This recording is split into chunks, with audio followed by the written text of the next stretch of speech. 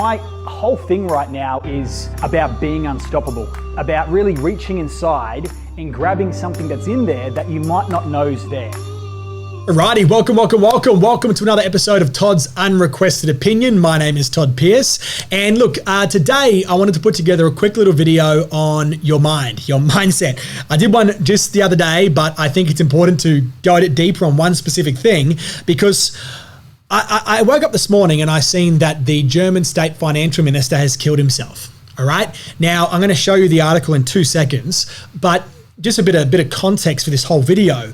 In my opinion, I've lost a number of people in my life to suicide so far. And as a result, I've thought about it a little bit more than some people may. And it's my honest opinion that like the reason why or how someone can do that is because it gets all the way down to the point where they feel hopeless and helpless. And think about this, right? This whole video today is about meaning, becoming a meaning master. If you go all the way down there to being hopeless and helpless, that there, when you feel like you can't change anything, when you feel like you've got no power, when you feel like there's nothing you can do to make things better, that there is a place where you can obviously go down 2 routes. Number 1, you can lash out in extremely negative ways. Or number 2, you may just go toward that dark door that is just like, if I just kill myself now, I'll finally have peace. I don't have to worry about all the stress or the chaos or the things that are around me of which I've got no control. And that's all meaning. If you come back here, each step along the way that led to that point of feeling hopeless and helpless, there were certain meanings that we're attributing to things around us. And that's the reason why I want to share this video with you right now. For the last 10 years, I've worked as a hypnotherapist, as a coach, as an NLP trainer. I've worked with the mind. I've worked with a range of different things, yeah? I didn't purposely go out to find these kind of people, but I've worked with people that were depressed, that were anxious, that had PTSD. I've worked with people that have had bipolar, right? I didn't go out looking for these people. I just attracted them into my life, and I was lucky enough to be able to use what I know to actually help them make big changes, okay? So a big part of what we do in a coaching context is helping people shift their preset meanings that they've got for things in their life. And the context of this whole thing is that you've had this vast life experience, yeah, some more than others, and as a result, you've created certain conclusions about what things mean.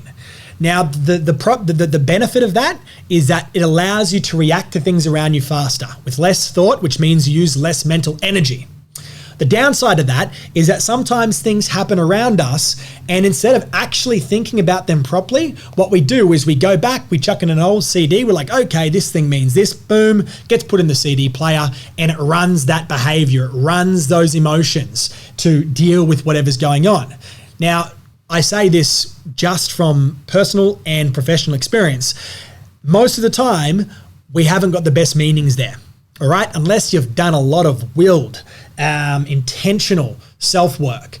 Most of the time, we just run these old outdated CDs, and that's what generates the way that we feel about things. That then dictates our actions, and that's how we can end up in a pit of despair where, just like this guy right here, he ends up killing himself. So if we take a look at it, right, real quick before I jump into the how part of this. So the German state finance minister took his own life expressing despair over how to handle the economic fallout from the coronavirus. Now, Thomas Schaeffer, I think that's how you pronounce his name, was found dead by suicide on Saturday on a railway track outside of Frankfurt. The state governor said that the 54-year-old had become consumed about how they're going to handle the coronavirus that's affecting the markets, right? So further on here says that he was concerned particularly about whether it would be possible to succeed in fulfilling the population's huge expectations, particularly around financial help. Now, I'm not going to talk about expectations and how they can be blessings and curses in this video here, but effectively, what you can estimate from this here is that he was in a position where there was a lot of pressure, right? Number 1, pressure always creates stress. But number 2, the way that he was viewing what was happening, the way he was viewing the meaning that he was giving things was making him feel despair because he couldn't, for whatever reason, whether it was an emotional reason, a conditioning reason, whatever it was, a creative reason, who knows? He could not find a way out of the current circumstances that they were going through. right? And that then made him feel depressed. That then made him feel consumed by doubts and fear. And then that made him obviously go all the way down the end of the spectrum where he chose that dark door. So what I want to give you right now is a quick and easy way, something I've been doing with clients now for years and years and years, a way for you to start to reshape the meaning center of your brain. And look, this is important. This is so important because the meaning that you give things, right, dictates how you feel. And how you feel dictates what you do. And the benefit of what I'm going to show you right now is that it doesn't matter if you're the most negative, pessimistic bastard in the world.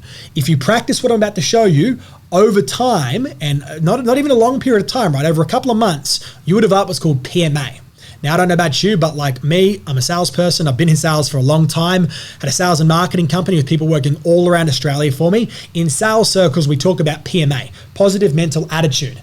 And the true beauty about what I'm about to show you is that PMA, a positive mental outlook, a positive mental attitude, is a habit.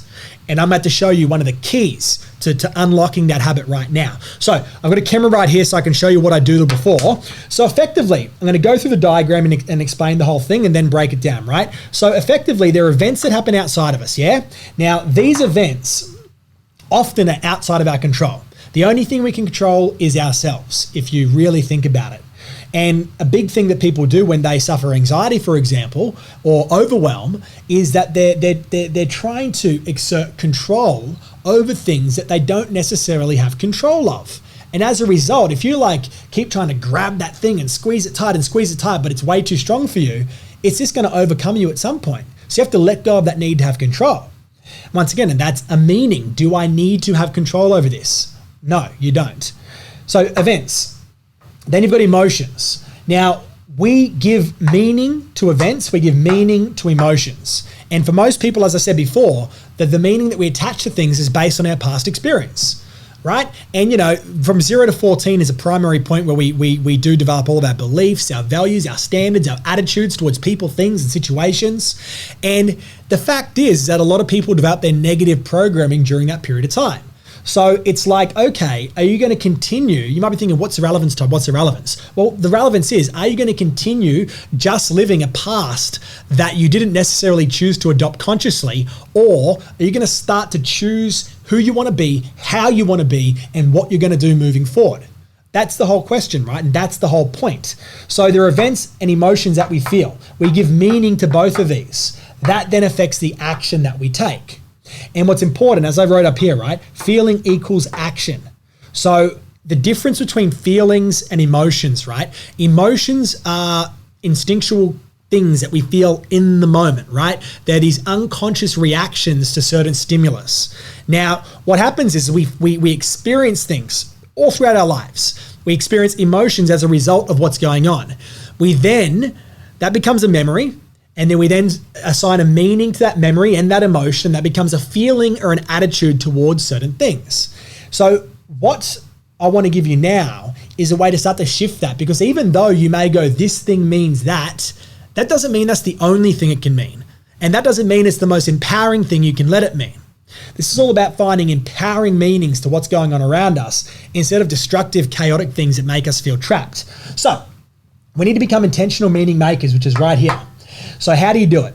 The way you do it, right, is let's say you've got an event. Let's say that you're right now in Australia, you've got level 3 lockdown, restriction rules, basically says that, non-essential businesses are stopped in stage 2, and you can't be out in groups of more than 2. They're recommending heavily that you stay at your house unless you need to go to the shops, get fuel, or go to the pharmacy.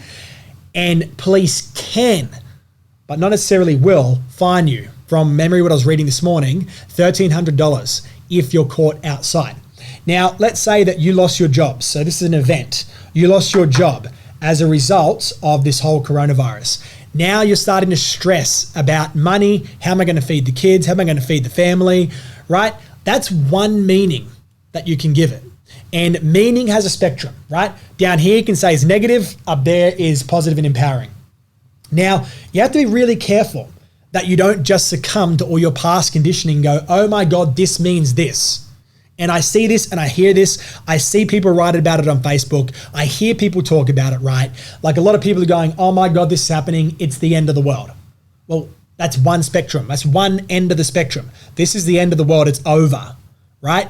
And you got to be careful. If you accept that that thought, that idea, then you instantly have to shut yourself off from all the other things it can mean. You put on the blinkers effectively, right? So, Aristotle said it pretty well. He said that it's the mark of an intelligent mind to be able to entertain an idea without accepting it. And like this is like about having mental flexibility, all right? To be able to look at what's going on, to see what's happening, to assess all the different outcomes and possibilities, and then choose the one that you want, which, as you can see right here, there's two ways that we can start to shift our meaning. So let's say you lost your job, right? There's no money coming in, you've got rent due, and you go, oh my God, it's over. Nothing I can do. You attach that meaning.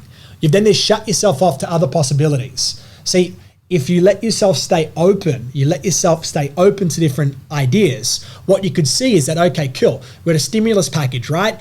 There's no money. You can go and you can get the, on Centrelink, you can get the intent to claim, and you can get money coming in, part of this stimulus package, from the government. Not just that, you then start to see, okay, cool, they're reducing rent. So if you're in hardship, then you can actually contact your real estate and get the rent decreased, or I don't know if this is accurate or not, but maybe even get it completely abolished so you're not paying rent for a period of time. But once again, you negotiate that and you have a chat with your real estate. But there's all these options that you've got to minimize the impact of losing your job. But then let's go a step further and you go, okay, cool, what else can this mean? What else can me not being able to work right now mean? Now, you may think, oh my God, it's the end of the world. I can't pay the bills. I can't do this. All the things that you can't do, right? That's a point of view. That's a focus on what you can't do, what you've lost. Or you could focus on what you can gain, and you can focus on what you get to have, right? So let's say, lost job. You go, what else can this mean? This can also mean, I used to work 50 to 60 hours a week. And as a result, I've really been wanting to learn this thing. I've wanted to do a course, I've wanted to learn something, but I haven't been able to because I was working so hard. Great, so what else can me losing my job mean? It means that I can finally go and actually learn this thing. I can do that online course, I can learn that skill because now I've got the time. What else can this mean? Oh my God, I was working 50 to 60 hours a week, and as a result, my relationship with my family, my kids, my wife, my husband, whatever, has been, heavily affected. Great. This means I can reconnect with my family. I can heal the family unit and bring it back together properly again. What else can this mean? I used to work 50 to 60 hours a week. Now I'm not. Geez, I've got all this free time. I can finally start to look after my body, look after my health, right? So it's about what you focus on. Are you focusing on what you've lost, or are you focusing on what you can gain? Are you thinking about things that are within your control, or things that are outside of your control, right? What meaning are you giving what's happening around you? So the question you say is, what else can this mean? Does this mean that it's game over, or it's the start of something brand new? Does it mean that I can't do anything, or that you finally get to learn that new thing? Have a good family, have good love life. Like, what are you looking at and what meaning are you giving these things, right? And that starts to open you up to the spectrum of meaning. Now, the next thing, and this particularly comes from Brendon Burchard's book, High Performance Habits. And Brendon Burchard, if you don't know, he's studied like high performers, like tens of thousands of high performing people all around the world. And he basically found that there are 6 things that they do, habits that they do that help them perform, not just in the short term, but long term, yeah? And one thing he found that high performance people do is they don't just come into things and let it randomly happen, right? If you let some things randomly happen, your life is full of obscurity and chaos. So you have to have intent with the things that you go into. So you go, what else can this mean? That opens up the spectrum of meaning for you. And then once you find something that's empowering and you can feel good about, then go, what do I want this to mean? And choose that thing. Choose how you want to feel in the moment, and choose what you want this event to mean for you, right? That's called intentional meaning making. That there becomes a habit. That there naturally over time will help you develop a positive mental attitude, and that there completely changes the game. Your life will never be the same again once you develop the habit of having a positive mental attitude. But it all starts with where you're focusing on and the meaning that you're giving what's happening around you. Anyway, look, this video has gone way too long, so I want to wrap this up. But look, if you've enjoyed this video, please hit like. If you think people would enjoy this as well, give it a share to them. And look, obviously here at Alpha Omega, we do coaching, all right? That's our thing. We train coaches and we do coaching. So if you're in a rut, if you want to have a chat, we are doing complimentary game plan sessions right now just to help you get focused, to change the way you're thinking about things. So feel free to hit us up about that. But anyway, guys, take care. I'll chat to you soon. Bye-bye.